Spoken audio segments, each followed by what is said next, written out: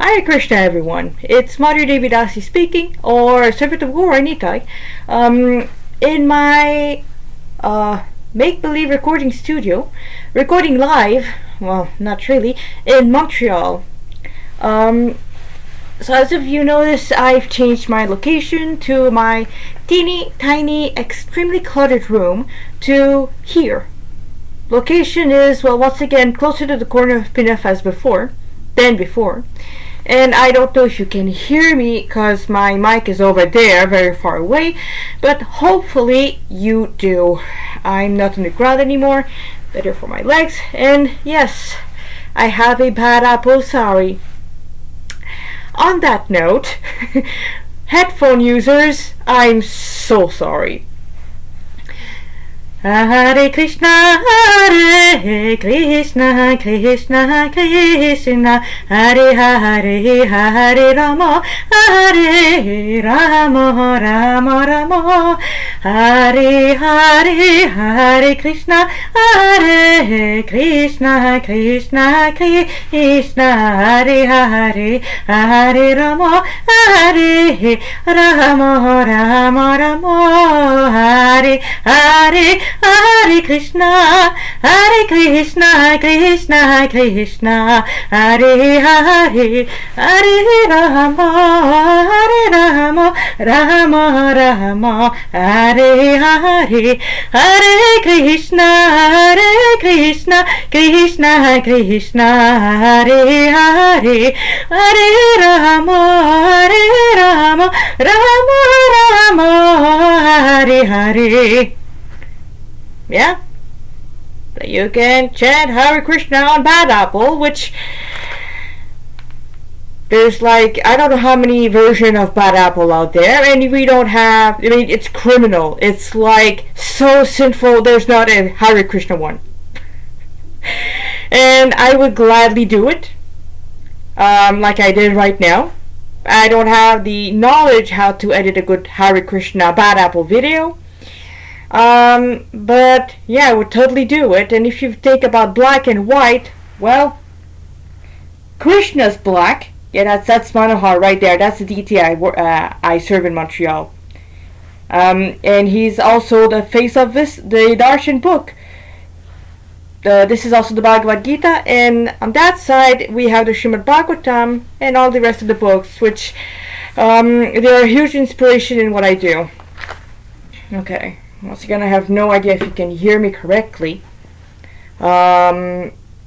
Because somehow Audacity kind of derp on my Linux Mint. Well, now it's Ulisa, so maybe it's different. So I apologize for an even less good audio. Let's start. Yes, I'm reading on my tablet. That's probably the last time you'll see it. It's a good one. Well, it's an okay one, but the problem is, it got cracked. Okay. I have to be on fanfiction.net also, since oh boy. Since I do not have the okay. Here comes a clause. Okay. Here we go.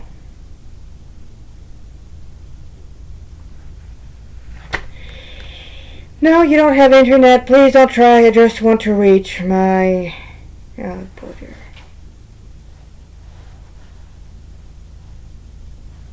That's not Deus Ex Machina. I want to read.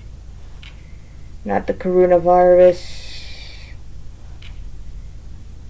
Come on. I apologize for the wait. Hare Krishna, Krishna Krishna, Hare Hare, Hare Rama, Rama Rama, Hare Hare, Hare Krishna, Krishna Krishna, Hare Hare. Here we are. Download identity quest. So we were reading An Interesting Family, and quite frankly, it is an interesting family, even if it was a non-Hare Krishna story. I mean, come on. Nanashi's mother is Toya Satomi no Miko and Yuka. Kanzami Yuka, not Kanzanami, but Kanzami Yuka. Yeah. Okay. So we're reading chapter 11 today. It is setting in motion the wheel. So I would say I don't owe Shin Megami Tensei. I wish I would, because then at least Krishna would be like the guy that helped you in the background, because that's what God do. If you're not a Hare Krishna, or you're not someone who's not God conscious, God's in the background and he still helps you. If you are God conscious, God's a bit further, and if you're a Hare Krishna, or a Vaishnav, then God's at the forefront, and when you're a pure devotee like Srila Prabhupada, God's at your feet. It's a fact. And he's also at the feet of God. Okay, so in the previous one, Nanashi had a breakdown because Krishna Kripa, who's not actually Nanashi, he went to the fairy forest with his mother and aunt, and there they discovered that the whole thing's scorched. This won't change. And once again, more commentaries from Mukara about how, that's basically typical, it's not really burnt, that's not even a real forest, it's basically a video game for her. Because, a hermitage is literally a video game, except that you're stuck inside and there's nothing much you can do. Except following what the hermits want. The worst hermitage Mukara went through, PPPM. Yeah, no, this one was after the Rebellion movie. She found the place, and at that point there was nothing she could do about it. So with a broken heart, she asked Uttara Devidasi Utsuho to basically, she grabbed as many people she could. But for the lack of a Homura, because Homura and Madoka were ingrained in this hermitage, she had no choice but to nuke them, literally. And all the other people who were there, they're still going to therapy. So it's unfortunate, but not all rescue missions ends nicely. So, and also Krishna Kripa met with a certain Mohini Murti.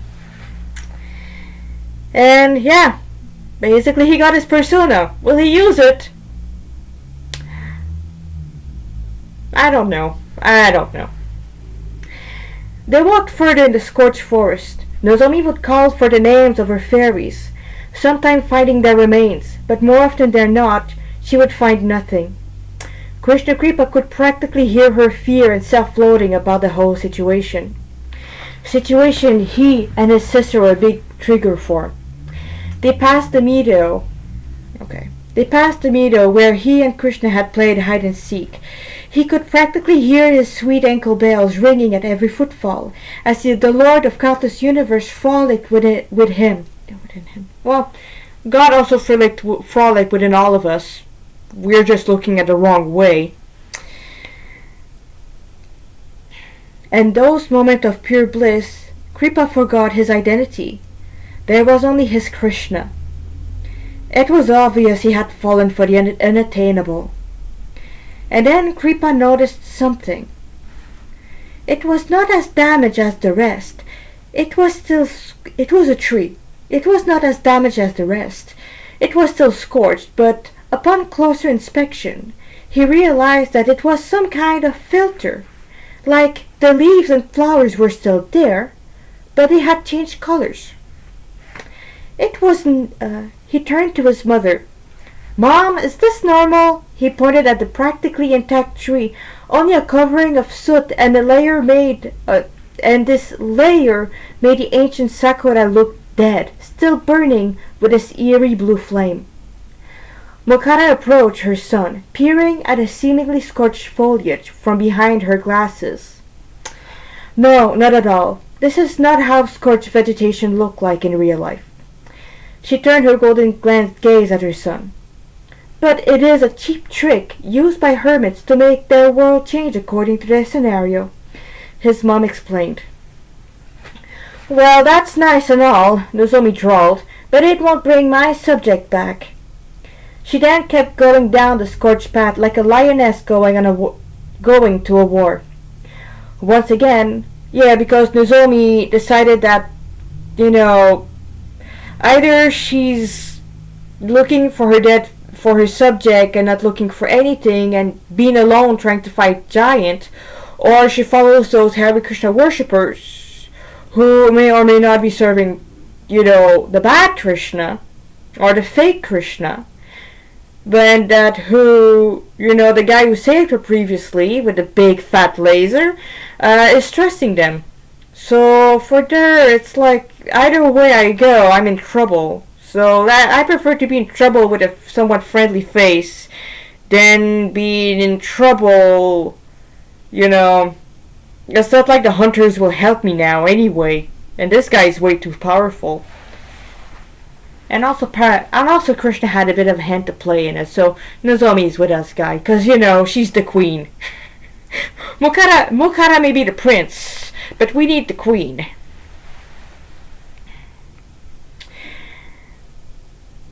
Once again, Mokara perked up at the sound only she could hear, an action that was quickly copied by Radhashyama Sundar. Krishna Kripa unhooked his shovel, ready for whatever demon the divine power had left there. But instead of the Horko or those one-eyed cows, it was a familiar face that had managed to survive the blaze. The little cave fairy, that's Napaya, eked out of the hole she was hiding in. Her body was covered with soot, ashes, and plenty of scratches.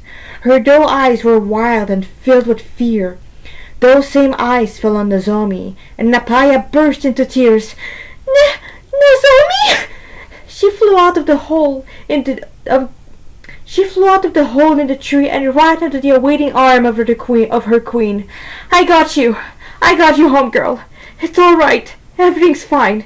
The blonde queen's voice choked as she hugged her little fairy closer to her heart. You're alive!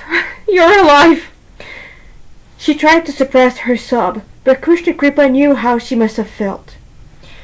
Both son and mother and aunt took a... Sorry about the sound. That should be better. Both son, mother, and aunt took a step back. Yeah, it looked like I'm going to war with this.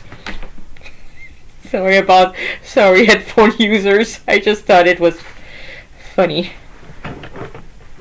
Now it's like I have one of those plastic school chair I'm sitting on, so it's like so comfortable. I'm having so many flashbacks, like PTSD about school right now. No, I did not finish my education, I admit. My mundane education. My spiritual education is ongoing, and it won't stop until Krishna tells it it's okay. Okay. Both son, mother, and aunt took a step back as the last of the surviving fairies swarmed their queens, shamelessly embracing Nozomi as they wept over the loss of home, family, and friends. They're suffering. They've lost everything. Krishna Kripa thought. Mom? Suffering is caused by bad karma, right? Yes, Mukara answered. Me losing you, the fake Krishna and his Hydra, this forest burning, and all of those fairies losing more than just their homes, me finding you again after 14 years alive and well, it's all our destiny, she explained. We are all destined to a certain amount of joy and pain. We just have to learn how to be undisturbed by life's bumps. Of course, one cannot help to lament if without God consciousness. I know many are praying to him for relief, but I also know that if they don't get what they want...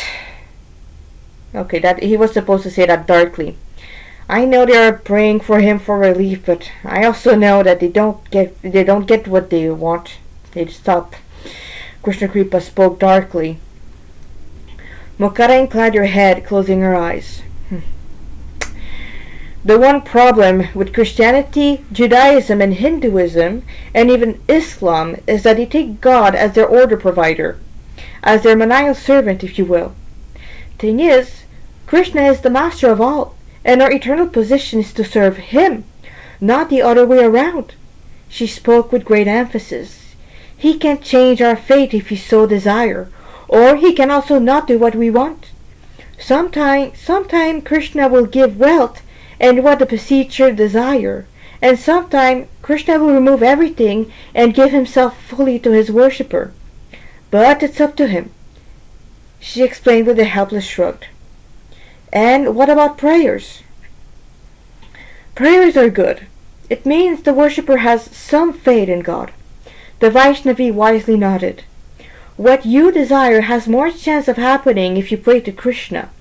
Actually, we have plenty of personal account about how the Lord protected his devotees and rearranged their fate, and arranging for their heart wishes to come true. Mukara explained with a meaningful glance to her son. A miraculous last will that came to a devotee's requested to attend a lonely man's funeral, and this is the true story.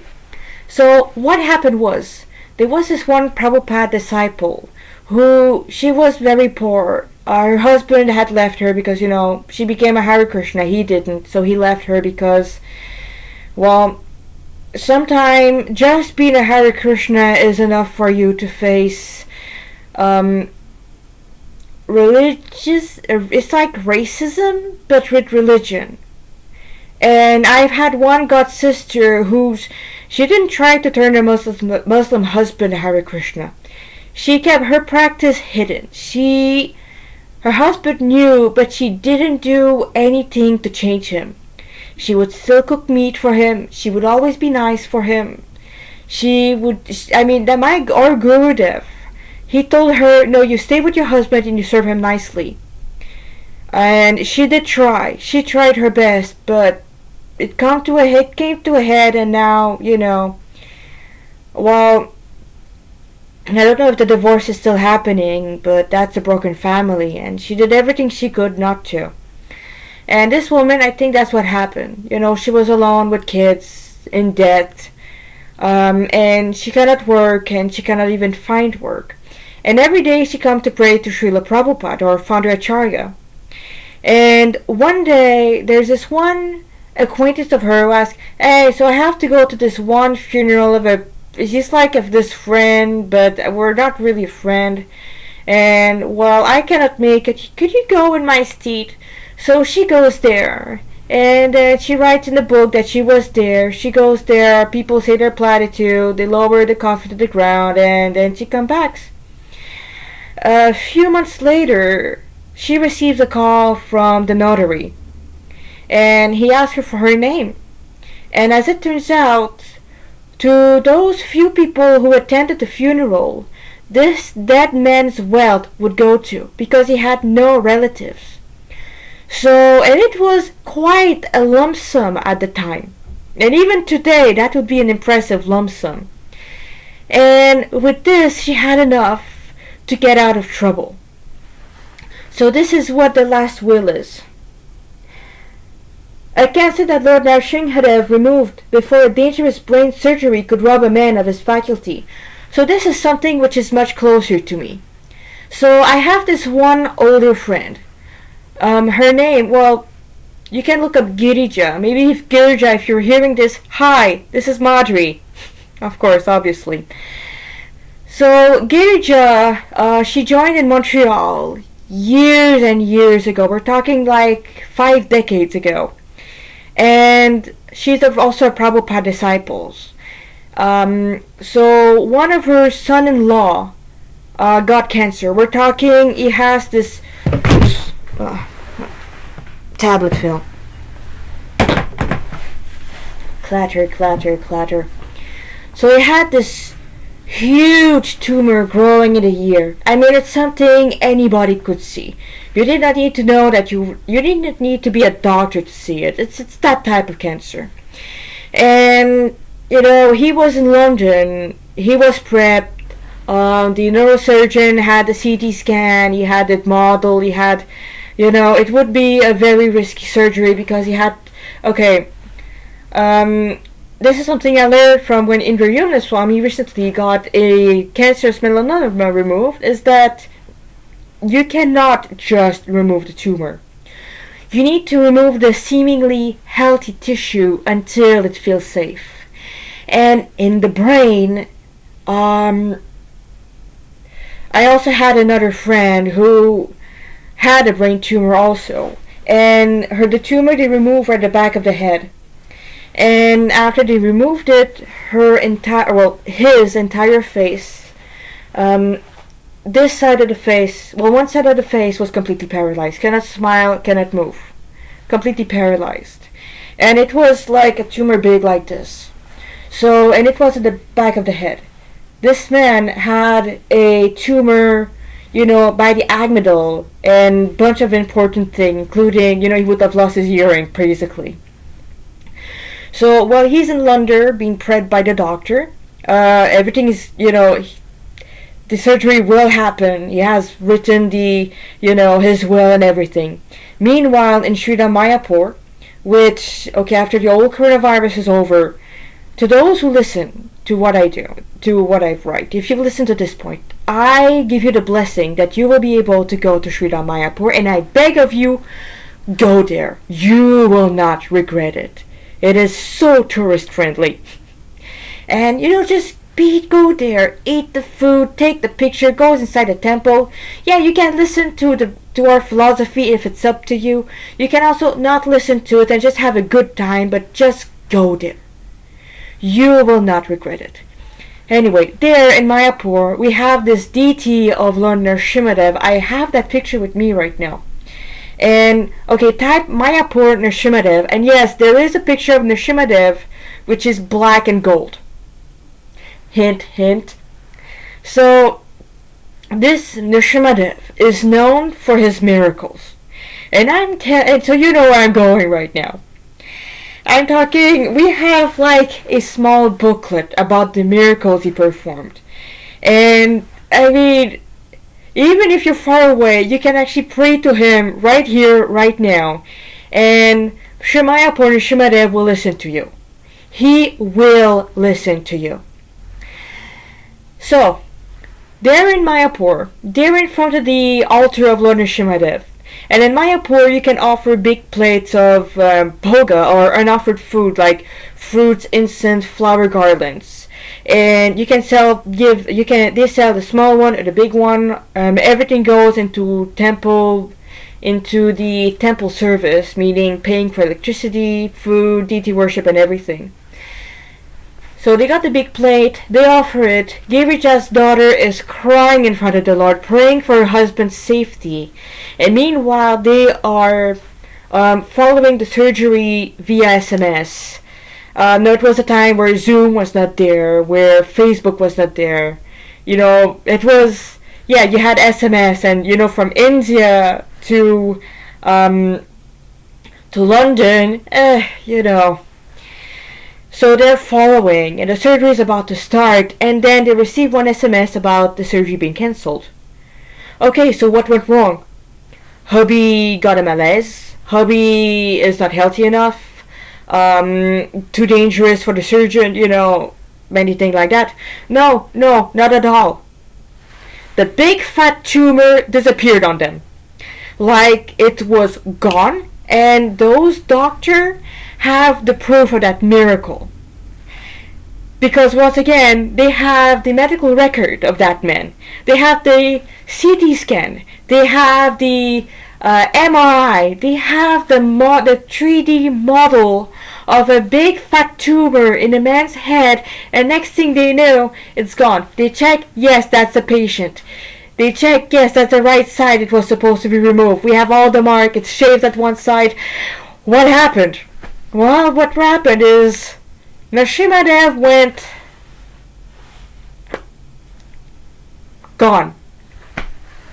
So that's another miracle. And yes, I know the woman who this happened to. And with Vaishnavas, we're not one to fake miracles. We're not one to say, we're not one to make stories out of that.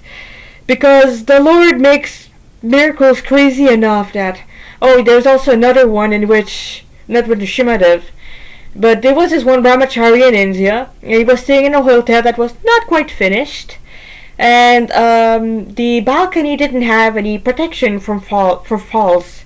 And yes, one night he wanted to get out, and then he fell on his head.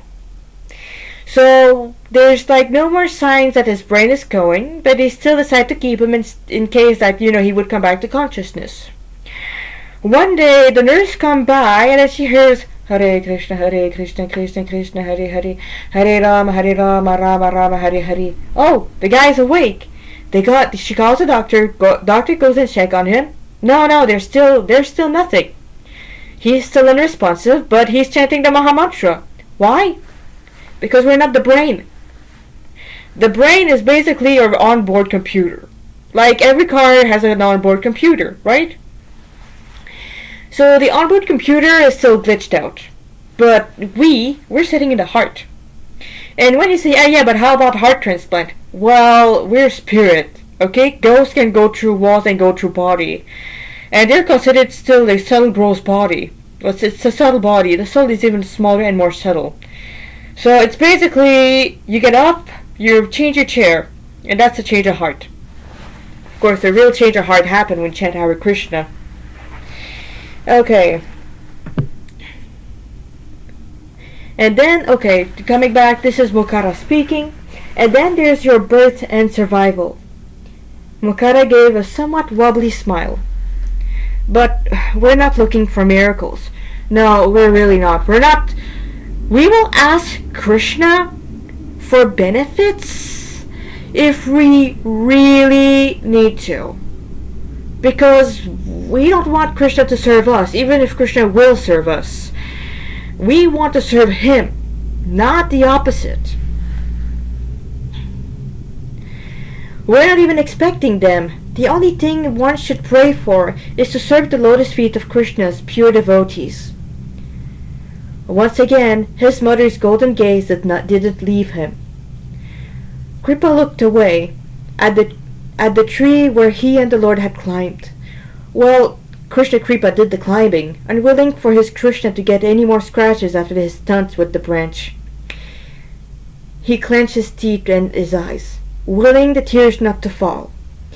In his heart, he chanted the Mahamantra, feeling his Krishna dance at every syllable on his tongue.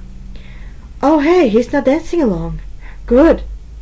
A lonely Krishna is a sad Krishna. Kripa, his mother broke through his meditation. Is everything fine? She fussed over her returned son. Krishna Kripa gave a somewhat suffering sigh. Yes, I'm fine. He ran a hand in his hair. Don't expect me to do that, otherwise my mic will fall and... Yeah, bye-bye, earring.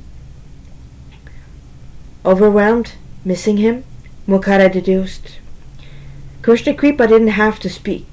He looked away from the divine clearing. Once we're out, you don't need to stay with me. His mother spoke with a sad smile. You can live in Mayapur. I'll secure you a small flat, or even a piece of land where you can live peacefully and worship Gauranga. The golden avatar will make sure you and your dear Lord will meet again. I promise, Mukhara assured. I know what you want. You have my full blessing. The revived youth turned his brass gaze back to his mother, a hopeless hope shining in his heart. He gathered his emotion again and breathed out. Thanks, Mom. His mother lowered her gaze and moved her eyes back toward the mournful gathering. Krishna Kripa realized that this was Mukhara's way to close this particular subject. They remained in silence, gazing at the scene before the green net, at the scene before the green net broke their eyes again.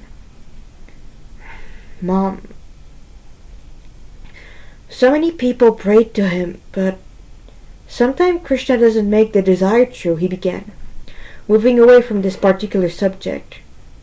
Yeah, that was a bad phrase. I need to write that. No, Krishna is still free to accept or reject whatever requests come to him. Mukunda will never allow something detrimental to his practicing devotees. But if his servant keep asking him, then he will give it in a way that they will never ask again. When Krishna does that, he's hated. He knew not many knew of God's ultimate plan, and many more thought the Lord to be against their pleasure. Even Kripa himself was only dimly aware what his Krishna wanted, only that it involved saving Yuki. How to save Yuki, on the other hand, was a complete mystery. Not if they have pure knowledge and purified intelligence, Mukara explained. Pure devotee sees everything as Krishna's causeless mercy. Either they be great blessings or the worst of tragedy. How about those who can't see it like that? Kripa asked as he tried to ignore the king of fairies bowing to Nozomi, vowing to serve her with his life. His wife, Tatiana, nowhere to be seen. Then they suffer. The worst of suffering comes from when a self-entitled conditioned soul doesn't get what he wants, but got what he deserved. Yeah, like a certain president. Mukara chuckled. But, to be honest, the greatest of suffering is ignorance of God. Everything else is but the mere symptom of this great illness. Krishna Kripa made a noise from the back of his throat. Those people are demons, right? Humans demons. Yes, suras and asuras. Those who serve God willingly and with love, they are overflowing with bliss and pleasure unknown to us lowly one. Those who serve him unwillingly and suffer due to ignorance of their true self and identifying with matter. Okay, let me explain. I know it sounds very preachy, but if you don't have God in your life, then you will always be in anxiety because you don't know what's going to happen next. You don't know what's going to happen after that. Everyone you can turn to is fallible, and you don't know if they will cheat you, and you don't know if they're also right. So yes, you can try not to do it, but in the end, you'll just be frustrated, angry, sad, disappointed, and suicidal. If you have even dimly God in your life, I'm not talking about Krishna. If you worship Allah, great. If you worship Jehovah, the real one, great. If you worship Krishna, if you worship Vishnu, even better. And if you worship Elohim, whether you're Jew, Muslim, whether you're Christian, Catholic Christian, if you're Vaishnav, I'm not going to say Hindus, because Hindus, I'm sorry to say those who are Hindus, but you're worshipping wrong. Yes, okay. I had to say it, and it's a fact. Vishnu's the top one and Krishna's higher. Ganesh is worshipping Krishna's lotus feet. Shiva, the reason why he looks so happy, that's because he's meditating on Radha Krishna's pastime 24/7 on Kailash. Even his wife, the reason why she has the right side of her husband, that's because she chants Ram, Ram, Ram so beautifully. So Shiva had to give his right side to his dear wifey. Kartikeya, Indra, Brahma, they're all worshipping the Lord. You're not polytheistic, guys. You're monotheistic, and the demigods are monotheistic. The gods you worship Krishna. Like when you ask a Brahmana, what's the first thing whom do you have to offer the dravya to? whom do you have to offer the bhoga to? You offer it to Vishnu first. Because the demigod don't want your stuff, they want Krishna Prasadam. Okay. Also, I'm not saying I'm against demigod worship. Well, actually, we are against demigod worship, but worship them at least in the right mind. Like, personally, yeah, I do have some Shiva lingas, but I don't worship Shiva as God. I worship Shiva as the greatest of Vaishnav, as Asutosh, the one who is the most easily pleased and also the most easily disturbed and angered. And I worship him also as Gopishwar Mahadev, the protector of Goloka Vrindavan. I bet you didn't know that, eh? So, how do I worship him? Well, I give him Krishna Prasadam. Is he happy about it?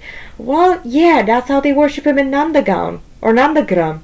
Yeah, that's seriously, they have a Shiva Linga by, I forgot the place, but in Nandagram, in Sri Vrindavan Dham, they have, the way they worship Shiva there is that at every food offering, the pujari of Nanda's palace of Nandagram, take the Mahaprasadam plate, go down to see Shiva, and offer Shiva the prasadam.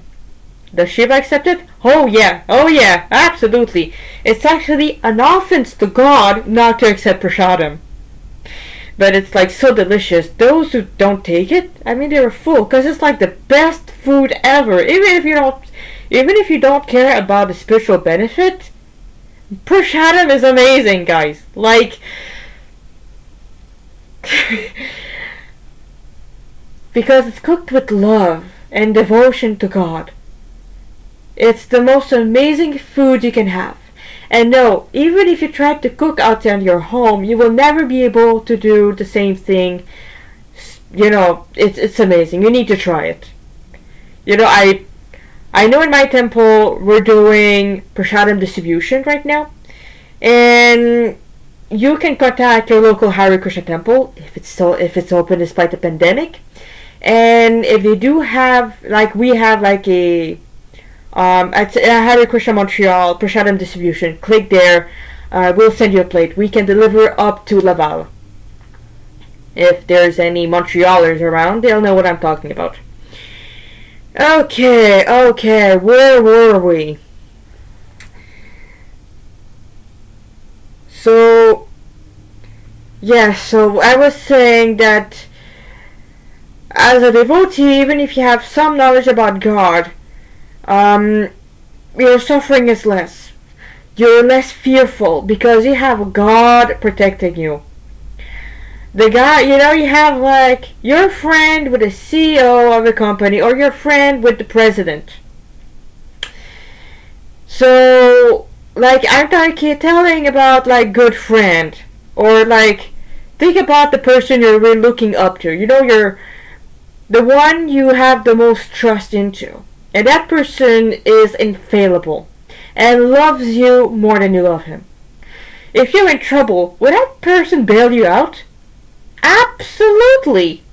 And with great joy and happiness also. Because that person loves you. So, that's why those who worship the Lord in the right way, I'm not talking about those fanatics that says, catch up with Jesus. And, all those weird slogan. If we're not with those guys. We are the same thought as you guys. But if you worship the Lord with faith, and I'm not talking about saying, yeah, prayers are good, but even if it's just as a friend, and with actual love and desire to make him happy, he'll take care of you. And he will take care of you in a way that you cannot imagine right now. Like, the sari I'm wearing right now, which is, okay. That's a bit better like this.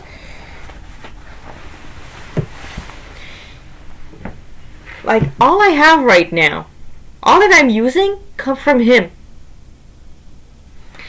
And if you say, you bought your computer, your tablet, and your mic on Amazon, like, well, yeah, but where does the component come from?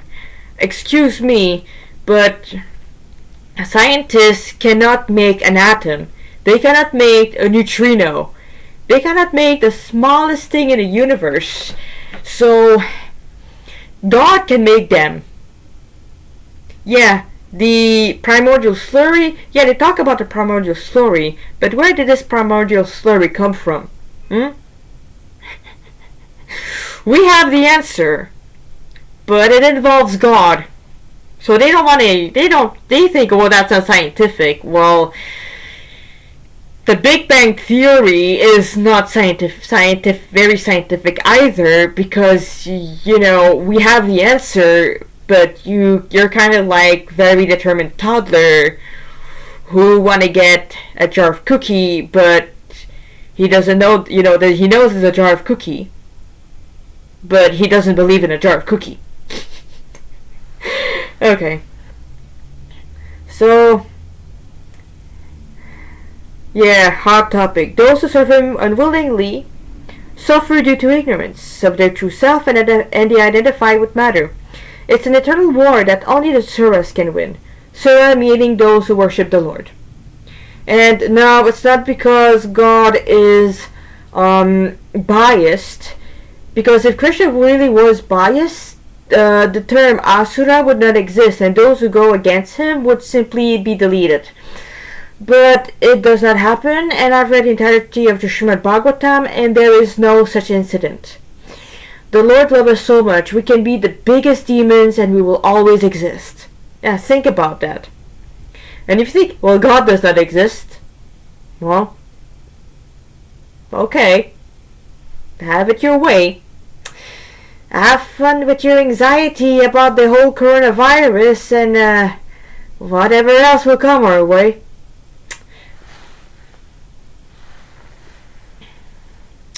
And yet, even those born as demons, by the way, on my astrological chart, I am an Asura. Yeah, I'm Asuric. I'm demoniac. Still worship God. No problem there. Great, and those who are born as demons, great unrepentant sinners, cruel hunters, drunkard, debauchee, murderer, man-eaters, tigers, dogs, and even the most sinful of prince, Mukara is talking about herself now, can get the mercy of the Lord. For in this age of Kali, the age of quarrel and hypocrisy, the Lord advented as a golden avatar. Krishna Kripa's mothers closed her eyes as her whole body shook with bliss. And as Sri Gauranga Mahaprabhu, he and his eternal brother, Sri Nityananda Mahajan, bestow pure love of God on anyone and everyone with a little faith. Basically, if you have a little faith in Nityananda, you won the world. The golden avatar. Shadavan Janhe. Shadavan Janhe. So we have a bhajan about Lord Nityananda. I will try to remember it. Actually, let me sing you a bit of bhajan right now. Bhajan means a hymn. Okay, do I... Oh, please tell me I have it.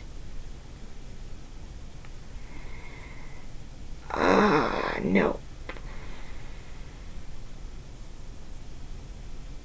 Okay. Nitai-Gauranga Nityananda Mahajan Pasyachanam Hatashit Jivis Vasmaran Shadavan Jan He Shadavan Jan He Shadavan Jan He Shadavan Jan He Prabhu Har Gai Bhai Bhai Bisham Boro Krishna Bhaju Krishna Koro Krishna Shiksha Boro Krishna Bhaju Krishna Koro Krishna Shiksha Aparada Sunya Hoy Loho Krishna Nam Aparada Sunya Hoy Loho Krishna Nam Krishna Mata Krishna Pita Krishna Dana Pan Krishna Mata Krishna Pita Krishna Dana Pan.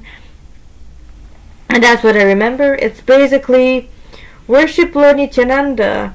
This okay. Nitai-Gauranga Nityananda Mahajan in the island of Godrumadweep, which is in Mayapur, Nadia district. It is the great soul Nityananda has opened a market of the holy name. Oh, come, my brother, come, my sisters, let all go to this great market and purchase this great commodity that has never been given before. You must beg, borrow, and steal. Okay, that's another song. But basically, Nityananda Mahajan is a drunkard. He will give, and as a drunkard, he's also very generous, and he will make everyone drunk on Krishna Prem bliss. You don't want to be sober after that. Sobriety? What is that? Booze? Get that out of my face. That thing's as weak as lemon water. Okay. That was my pitch. Krishna Kripa whispered as, once again, the Lord bestowed yet another memory of his past as Achyuta Gopi, the mechanized Vaishnavi. So Achyuta Gopi, that's ages.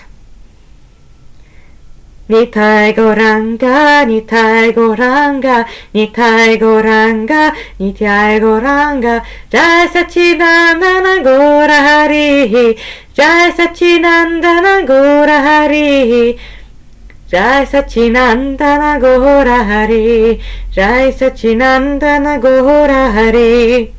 The assembled devotees chanted and danced as the sacred full moon arose, signifying the end of the prescribed fast in celebration of Sri Krishna Chaitanya Mahaprabhu's birth.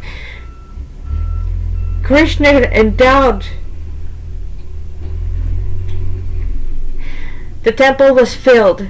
The kirtan was ecstatic. Devotees chanted, danced, jumped, twirled, cried as they worshipped the Lord, the most merciful Lord, the one who is Krishna and who is Radha, and whose heart has melted and has bestowed upon all the most fallen soul the great gift of Krishna Prema. Anapita charim chirat karunayati vacharo samapayatuman Unant Jujwalayasam Swabhaktim Shriyam Hari Purata Sundara Duti Kadamba Sandipita Sada Hridaya Kandares. Okay. Anapita Charim Chirat Karunaya Baltina Kalo Samapayitum Unat Jujwalayasam Swabhaktim Shriyam Hari Purata Sundara Duti Kadamba Sandipita Sada Hridaya Kandares Puratotsva Sachinandanaha. That's actually the proprietary prayer to Lord Chaitanya. When we wake him up in the morning, we have to know this by heart. Krishna Kripa recited despite himself, having closed his eyes to the rest of the world. He heard the angel, Mai, gasped, You spoke in tongue. Were her eyes free of the blindfold, they would be filled with stars. Actually, that's so I know there's some Christians who will, if you speak in gibberish, they will worship you, because for them speaking in tongue or in language you don't understand means you're speaking like the angels. So one time we had one of those fanatic Christians that attacked one of our devotees, a preacher. And he just starts speaking gibberish because he wanted to show them, hey, see, I'm more advanced with you, God's with me. That devotee just remember a verse which is in Sanskrit and they decide to speak it. And Sanskrit is the official language of heaven and all the higher planetary system. There's no pre-Indo-European language. That's just a hoax. Because the oldest prayer in the world was spoken in Sanskrit by Brahma, and that's like eons ago. Like not even the cycle. If you want to know more about Vedic timeline, go and look for it, because it's basically a flash of light. Is for Brahma a flash of a lightning flash is billions of times longer than our lifetime. Okay. So yeah, if you've just heard sacred language, It was this moment that Krishna. So yeah, basically he spoke this verse, and then because it's clear that it's not gibberish, this Krishna is like, "Oh, watch out, guys! There's a real badass over there."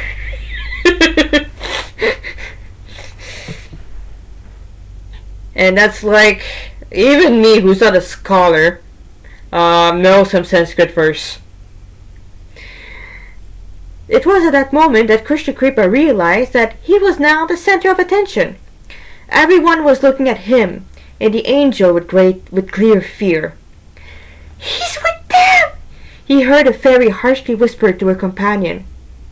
And here's a translation of that verse.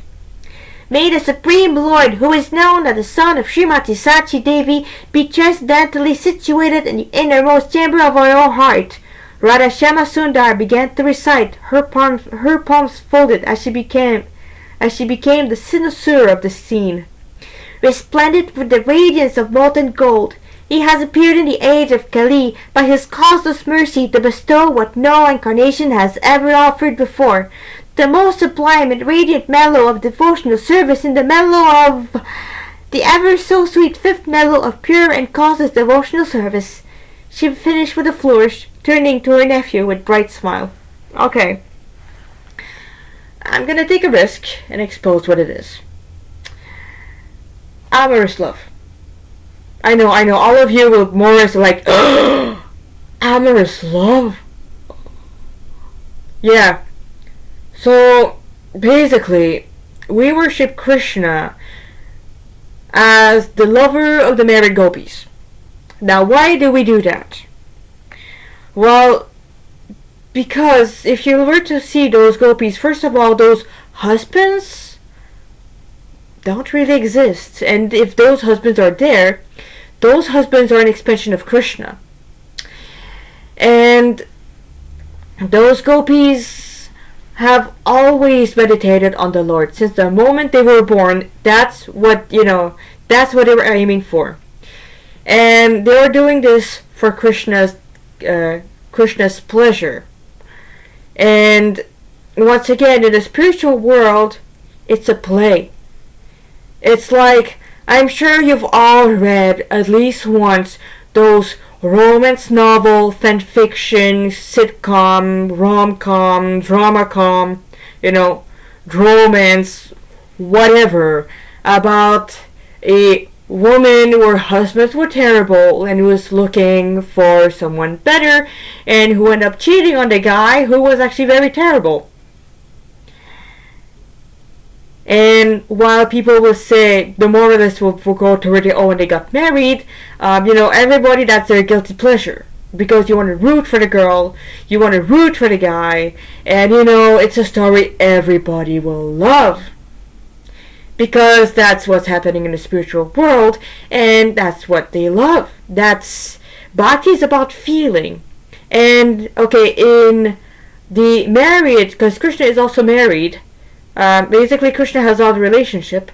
When Krishna is married, it's stable. There's nothing to fear. There's no thrill.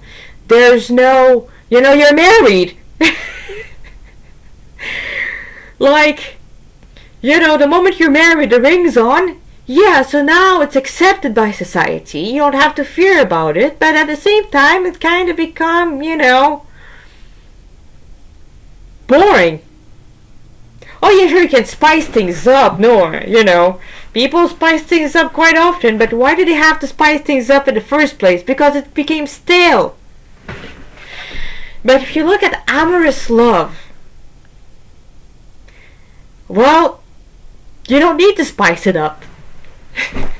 You don't need to spend billions of dollars for a trip to an exotic place. You don't need to go to counseling. You don't need to have those 10,000. You know what I'm talking about? No, you don't have to. Because it's the thrill, it's the risk that gives the bliss. And Krishna, that's the bliss he desires and loves the most. Because in the spiritual world in Goloka Vrindavan, Krishna doesn't consider himself God. He considers himself just a cowherd boy. A cowherd boy who loves Srimati Radharani so much that he will do anything and everything if it means he'll be able to meet with her. And when I do mean anything and everything, yes, that too. Yes, that absolutely. Oh yeah, that's his favorite actually. We have pictures. Okay, a bit of a weird itch. Sorry.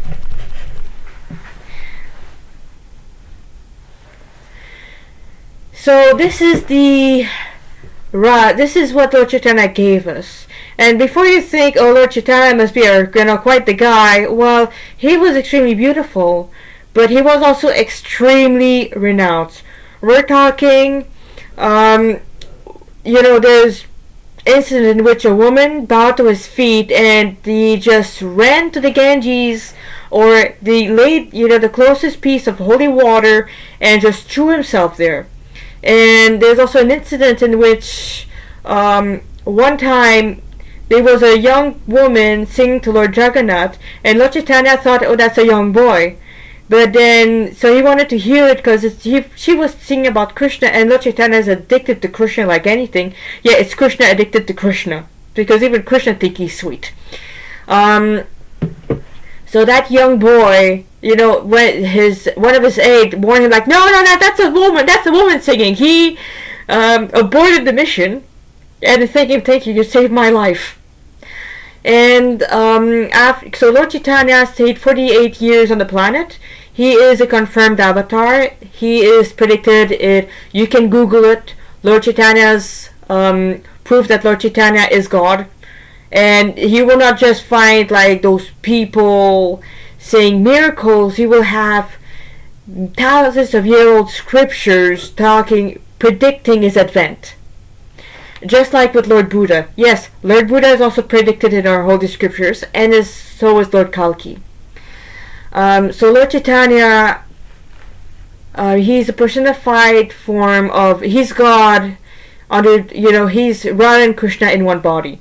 So Radha and Krishna, they're not two different persons. Radha and Krishna, you have God, anyway, it's a pretty long topic. But God became two because he wanted to have a relationship. This relationship is amorous love, and he has it with Srimati Radharani and Oliver Gopi girlfriend, because Radharani's like, oh, Krishna's so nice, I want my friend to enjoy him also. And Krishna's like, yes, Swamini. And that's like the Supreme Personality of Godhead. He's that lovable, he's that sweet. He could do anything he wants for Radha. He can do anything in the world for Radha, and Radha can do anything in the world for him. And it's, I do have my fiction OTP, but my hero OTP, that's Radha Krishna. It'll always be Radha Krishna. Because the amount of love those two have, you cannot calculate. Anyway.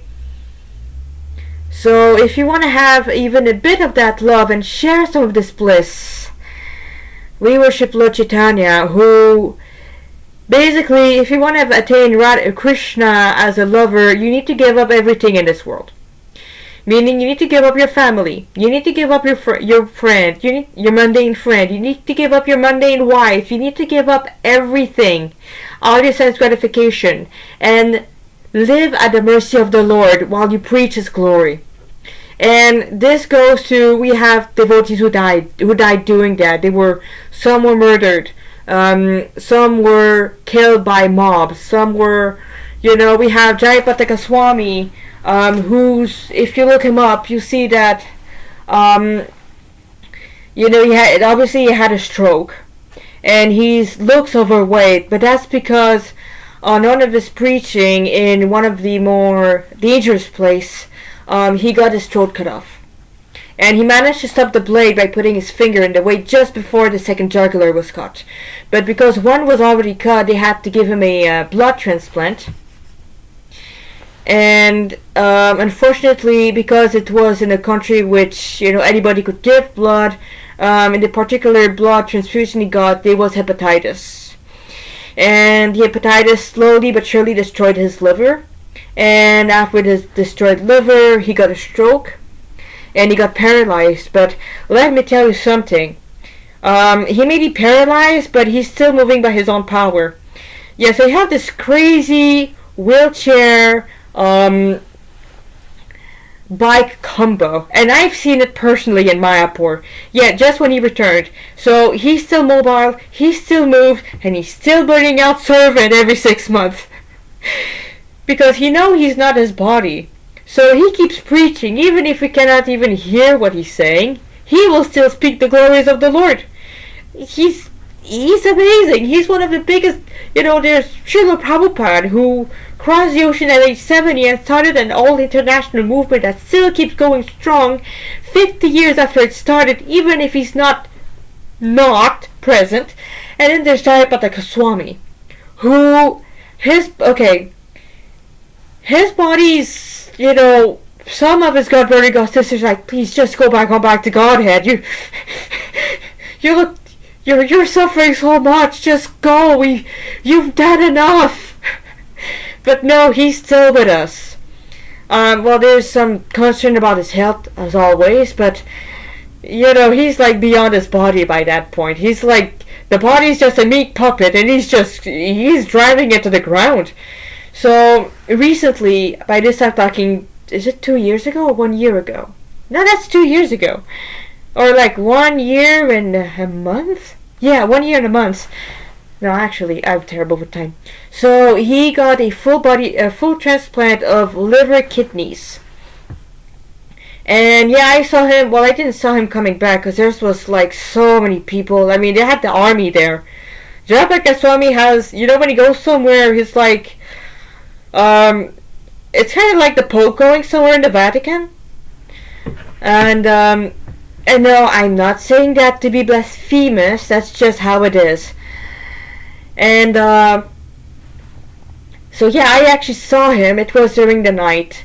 And I actually made 2 friends, and we were coming back from, I think, eating a pizza? Yeah, we have the best pizzeria in the world, it's called, it's the Govinda Pizzeria. So if you go to Mayapur, we have the big Govinda restaurant. Yeah, the food is pretty good there. But if you're not into Indian food, then you just need to go at the top in the evening at the roof, and we have a pizzeria with a wood stove. Yeah, wow, it's a very amazing thin crust ahimsa pizza. Yeah, and it is amazing, guys. The pizza, I had the pizza verde. Oh, it was so good. A bit late at night, but that pizza was great. So yeah, we were coming back, and then we see like all those crowds, like, okay, what's going on? And I realized, hey, I think maybe it's Jayapataka Goswami, because I can see guys in uniform, I can see these Mayapur security, and lo and behold, here come Jayapataka Goswami gliding on his tricycle. And I don't know how to explain it, but you get hit by his Shakti. You get hit, he has quite the presence for a guy in a wheelchair. And with the big spot of light behind him, the only thing I could see was his silhouette. So it's like, at that time, you have no choice but to hit the deck, cause no, you think I'm exaggerating, but that's because you did not experience it. And oh boy, now that was one of my most this and seeing the Murti of Nityananda taking a deep breath, those were my 2 craziest experiences of Mayapur. Okay, so yeah, basically to receive this mercy means you have to give up your whole life to Krishna, to Lord Chaitanya Mahaprabhu, and especially to your Guru. And you need to follow the 4 regulative principles of human life, which is no meat eating, no intoxication, no gambling, and no sex. And then you have a fighting chance. Otherwise, no, you won't even be able to approach it. The only thing you'll have is illusion. So yeah, that's what we have. That's why the Lord offer. But Don't be fooled by those who think that, oh, I've been with Krishna last night at this party because Krishna, he has no interest in this. Krishna has only desire for love. And I don't mean lust, okay? I mean like actual, causeless, there is, I'm willing to go to hell for you repeatedly, and I will happily jump in the slowest piss-filled pit if it means it will make you smile type of love. If you don't have, and I'm willing to die for you 1,000 times at the moment I blink every time I blink my eyes, and every time I take my breath, I'm willing to die for you type of love. If you don't have that type of love for Krishna, which I don't have, by the way, then forget about it. Completely forget about it. It does not come cheaply. Love of God does not come cheaply. The price of that is your entire life. It is to be a perfectly practicing Gaudiya Vaishnav. Thing is, none of us are at this level. Especially me. So what do? Because come on, we want to have the best boyfriend, Well, you worship his most merciful avatar. And you follow what your guru tells you. Bona fide guru. If you want to have a bona fide guru, stick to ISKCON. Because they were following Srila Prabhupada, and Srila Prabhupada was sent on earth by Sri Chaitanya Mahaprabhu to get us out of this trouble. And Srila Prabhupada, he started with hippies. He started with drug addict. He started with drunkard, homeless, sex-addicted youth of the Summer of Love. Yes, at the height of flower power, the International Society of Krishna Consciousness was starting. And Srila Prabhupada, so many of those youth, of those hippies, joined Krishna Consciousness and have reached back to Godhead. They've seen it, they've lived it, and they've reached it. So if those can reach it, we have a fighting chance. And that is the causeless mercy of Sri Chaitanya Mahaprabhu. So yeah, that was on that topic, another hot topic. I hope I gave this topic. I hope you're understanding that, sure, Krishna loves his gopis, but those are spiritual entities that have nothing to do with milkmaid here. They have nothing to do with, they're a woman, but they're not a woman like me. They are the best, they are pure, they are free of all lust and contamination. And they are love personified. And they are utterly and completely dedicated to God. And God is completely and utterly dedicated to them. So I've tried to make this as clear as possible, but once again, I pray to the lotus feet of my guru that I'm clear enough. Okay.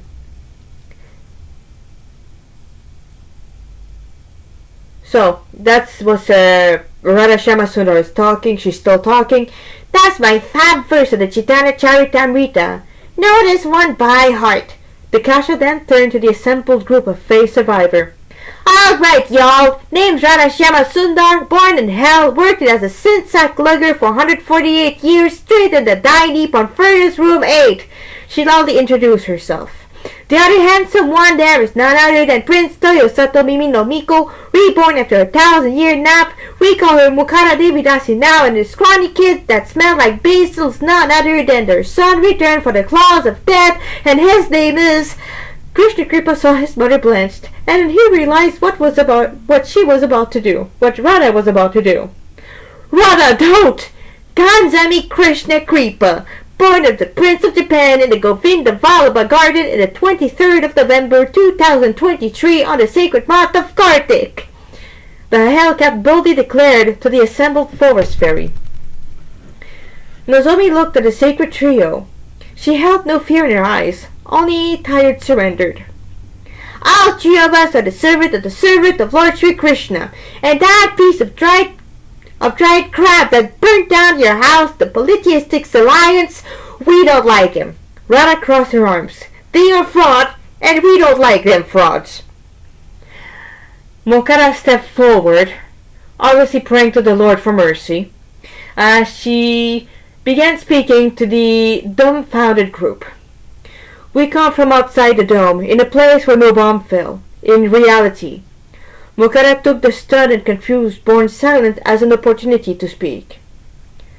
The huddled group began to whisper to one another in hushed tone. Nozomi got up from the ground, and Lady Danu manifested to the world at large.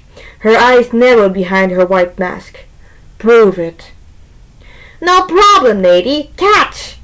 Red-headed Rana threw her phone at the ancient mother queen of the Tuatha Dé Danann.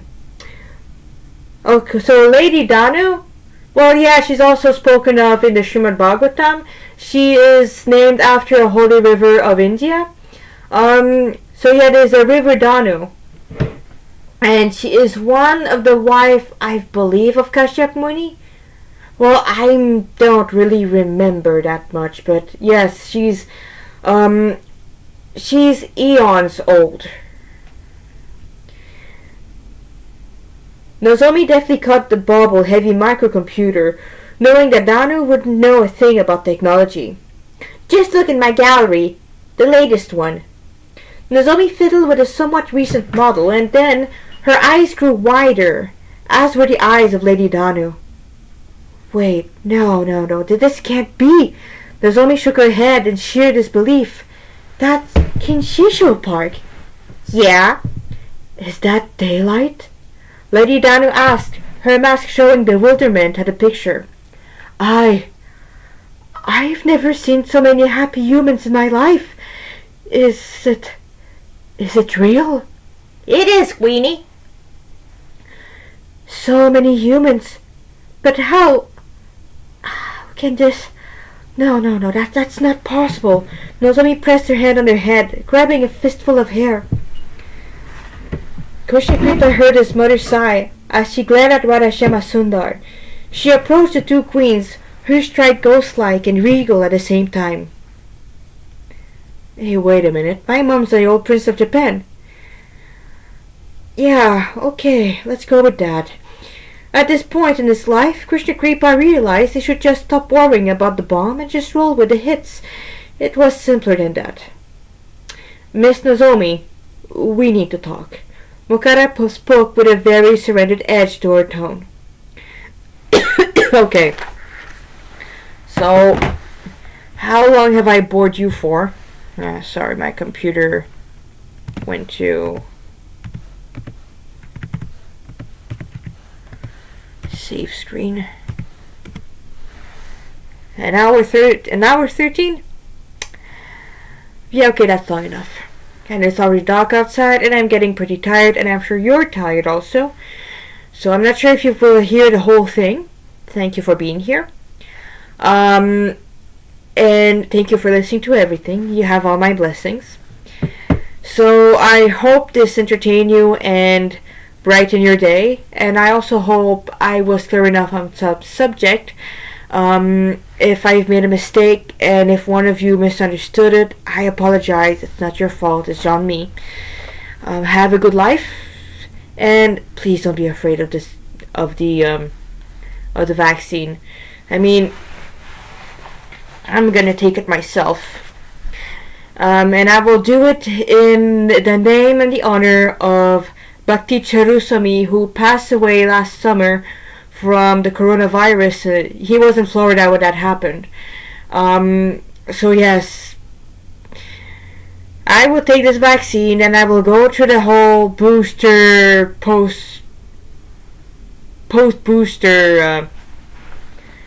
weirdness. and I will do it in his name. He was an amazing servant to Srila Prabhupada. He was completely and utterly dedicated. Bhakti Charu Swami was the sweetest man I've met. And actually, this Swami, okay, so I'm sure you look about he's the guy who poisoned Prabhupada. No, that's a hoax.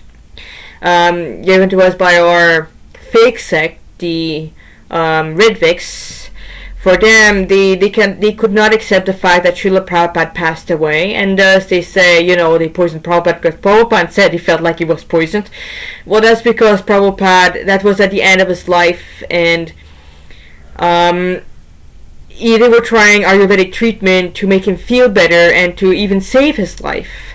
And one of those treatment was made by an Ayurvedic doctor without that much experience, and in this Ayurvedic treatment there was mercury. Mercury, depending on who does it and how it is used, has therapeutic benefits. But only an expert, and I repeat, only an expert Ayurvedic doctor can do that. Otherwise, it will poison you and it'll make you feel sicker. And that's what happened with Srila Prabhupada.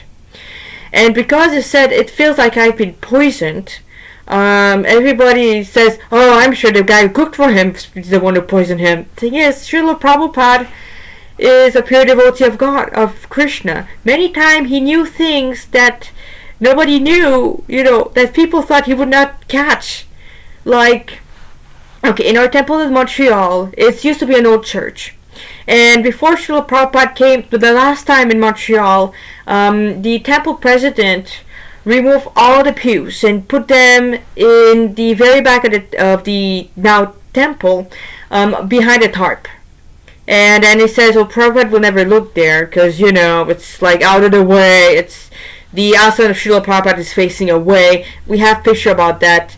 We have pictures of Prabhupada in Montreal, and if you want to see great lighting effect, just look at it. The sun was just shining perfectly that time. So Srila Prabhupada does not stop even in front of the picture of Gaura Nitai. He just walked straight in toward the back, and then he lifted the curtain and like, what is this? That's how he asked it. Like, moment for the temple president. Another time, Srila Prabhupada was taking a morning walk with his disciples, and then for some reason, he went to a bush. He sat there, and then the whole thing lit up. He showed his effulgence. Suddenly he opens his eyes, got up and said, I know that guy. He's like, whose guys? So he walked like 100 meters away, and he found this guy. This guy used to be his old friend. Or Srila Prabhupada predicted the first time a plane was hijacked. And he also says, the name of the incident even before it happened, and no, Prabhupada had nothing to do with that. Another time, he told to a certain Govinda Dasi, and I think this happened in Montreal, I know your heart. And it's like, they're all thinking, like he's a mystic. And then Srila Prabhupada, this was like at the beginning of the movement, where thing was just started. Prabhupada's health, he got a third heart attack. And this one, he actually had to go to surgery. By the way, he went to open heart surgery without any anesthetic. Nope, not any anesthetic. I mean, the anesthetic guys was there, he had everything, and Prabhupada says, no, I don't want that. So he spent the entire open heart surgery to fix his holy potato.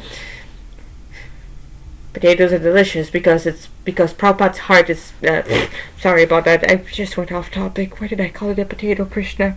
I guess that's because yesterday I found a sweet potato shaped like a heart. Well, like, not like a heart, I mean like a anatomically correct heart. Weird stories. And, so, open heart surgery, he's on intravenous, he has donated blood, and, They work in his heart, and Prabhupada is chanting Hare Krishna, Hare Krishna, Krishna Krishna, Hare Hare, Hare Rama, Hare Rama, Rama Rama, Hare Hare, during the entire surgery. That's a true story. And after that, Guru Das kidnapped Prabhupada because Prabhupada hated the hospital. He had it in horror, and Prabhupada could see ghosts. And if you see ghosts and if you're in the hospital, oh, just get out. Just get out of there. It's a terrible place. So because the health did not come back better, because the weather was bad that year. I mean, they brought him to San Francisco, and California. It was cold. It was, they even got the nice place for him, but it was, in autumn. It was cold, wet, dreary, and Srila Prabhupada's a Bengali man. For him, weather like that is, there's a few days like this. So he decided to go back to India, and then all the disciples are like, he won't survive, because he was very, very sick. And then he came back, and it was a great jubilation. That's how you feel when you have someone sent by God. Like, look at Jesus Christ.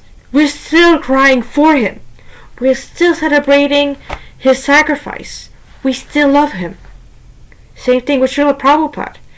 Because God loved him, everybody loved him. Oh, he has his detractor. He had people who hate him, like this guy with the deprogrammers.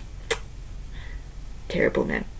Anyway, so when he came back, as it turns out, some of his disciples came with him. And Srila Prabhupada, they bought for the girls saris. Because at the time, we did not have saris. Girls and boys, the brahmacharis and brahmacharinis, would wear bed sheets, like not even cotton bed sheets. They were having the cheapest, brightest orange one, and that's what they would wear. And when Srila Prabhupada came back, he came back with silk saris and with cotton saris. So Prabhupada's disciple had pinned on all the saris name of the girl on which they would go to. And when they came here and Prabhupada opened the suitcase and took the sari out, he removed all the names. And then he took the saris the girl actually liked. Those girls never wore a sari. Those girls had only seen, had a fit of ideas from pictures, but they never thought saris would look this way. And Srila Prabhupada knew exactly the one. And Govinda Dasi, she liked a certain shade of lilac, very, very pale purple, or very, very well pale lilac. And when Srila Prabhupada called her name, he took the exact sari she wanted. And he looked into her eyes and he says, I know your heart. How does that work? Because this sweet boy right there, who's looking quite handsome and who's directly looking at the camera, sorry, I'm having a bit of a miracle right there. So, he hit his eyes. So, from what I'm seeing on the screen right now, it looked like Manohar is looking right at you guys. Yeah, he's looking at the camera. But if I look back, no, his eyes are actually upward. You may think, oh, that's just your webcam that has a bad resolution. Yeah, but who made this webcam with a bad resolution? Krishna. Just like how Panchatattva wept on one Kirtan Mela. We're talking 4 to 5 days with non-stop Hare Krishna chanting. No, it's blissful. You need to check it out. And in this one, it was one of us singing. It was ecstatic. And yes, it was one of our temple resident was there. And he was there when it happened. So they were chanting. And then it was so humid that the Murtis of Panchatattva, which are like 9 feet tall and they weigh in ton, they started weeping. Lord Chaitanya, Nityananda, Advaita, Gadadhar, and Srivas, they have tears streaking down their face. Some people, and beads of condensation, and people say, it was just so humid. But the thing is, okay, if you were to look at physics, a metal that is not heated will remain at a bit colder but at room temperature. And I don't think, it's India, meaning it's just a few degrees lower. For it to have condensation, it needs to be significantly lower. And even if it was just condensation, what made the condensation happen?